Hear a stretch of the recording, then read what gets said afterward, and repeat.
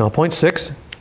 In this initial study, we never did cover the sanctuary doctrine, but the pastor mentioned it. And it took me a full 5 years to comprehend the sanctuary doctrine once I was told about it, once it was explained to me. It's actually the most difficult theological concept there is. And the reason why no other Christians can embrace it is because of their misunderstandings on the truth about death. Because they think you go to heaven or hell right away. What's the point of having all these ghosts up in heaven for 6,000, 4,000, 2,000 years, and all of a sudden having to start opening the books in 1844 and judge whether they should be there or not? Makes no sense to them. That's why they can't embrace it.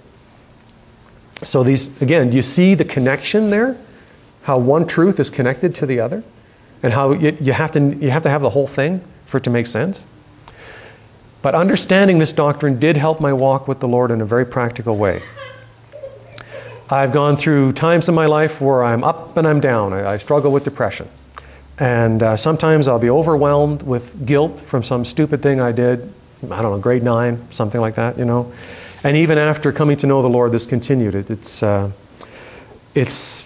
something I've struggled with. But believing that I did, that heaven was a real place, believing that there was a real sanctuary, well, a real temple with a sanctuary in it. And the first time I heard about that was Baptist Bible Camp, by the way. And believing that Jesus is up there with those 100 million angels doing the paperwork right now.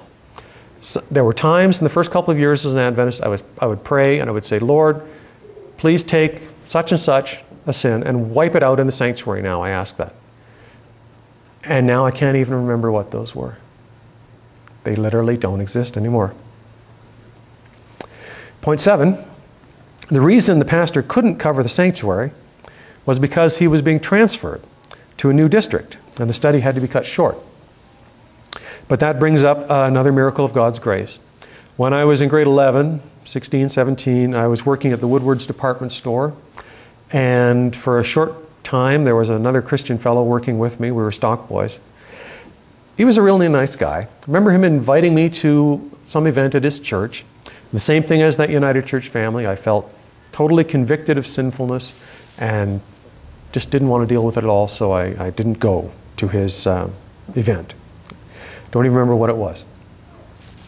But then here I am, it's, I don't know, June something of 1988, and I'm working at a restaurant. There's me and this other waitress, and I invite her to an event at the Adventist church. And all of a sudden I thought about 5, 6 years earlier, wow, I'm the invitor and she's the invitee. And I realized at that moment I believed absolutely every single thing I'd been shown, and that Jesus had changed my life. Right? It was very soon after that we studied baptism. The pastor said to me, Les, it's time. I think you need to get baptized. If he hadn't asked me, I may have just said, thank you very much, and just gone on my merry way once the studies were over. Right? People need to be asked. But the Lord was leading him. The Lord knew what happened that day. The pastor wasn't there. Melissa wasn't there. And the Lord knew that I was ready. And so the Lord asked me. So in conclusion, it's important for each of us to remember that time that God shone His light of love into your life. Remember all that He's done for you. And some conversion stories are not gradual, or are not instantaneous. Some conversion stories are gradual. But remember all that God has done. It will help you when times get tough, when it feels like God's not there. He promised what He started in you, He will finish, right? And also, it will help others to hear your story. I put all this together for a Baptist cousin-in-law of mine living up in Edmonton. I was trying to reach out to him this spring. And if there's anybody in particular you're trying to reach out to that you've got a burden for, I want to suggest that you try this way.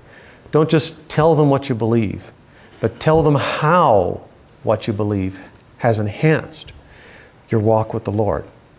Because learning pure doctrine is just as much a miracle of the Holy Spirit.